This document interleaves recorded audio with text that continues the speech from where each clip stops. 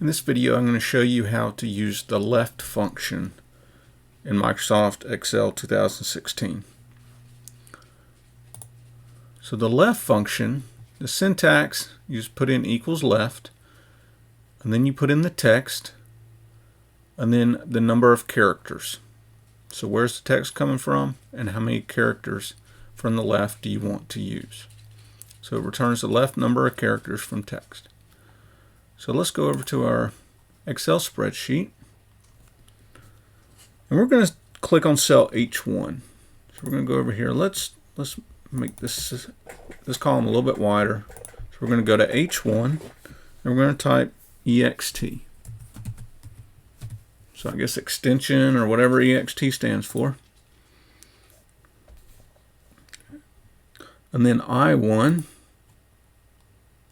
we're going to type floor.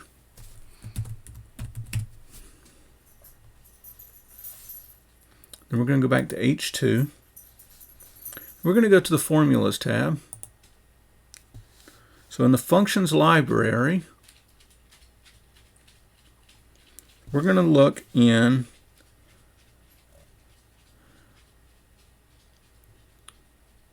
Text, and we're going to find Left. So in the text box, click A2. We're going to use A2 as our text. And how many characters from the left are we going to use? And we're going to type 3. We're going to hit Tab. And it shows 425.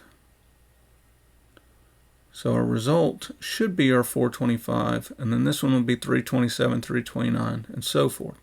So click OK. And then we can use this and we can pull it down through row 8. And you can tell that these should match up with the first 3 letters or numbers or characters, whatever this is over here on the left hand side of this string of characters.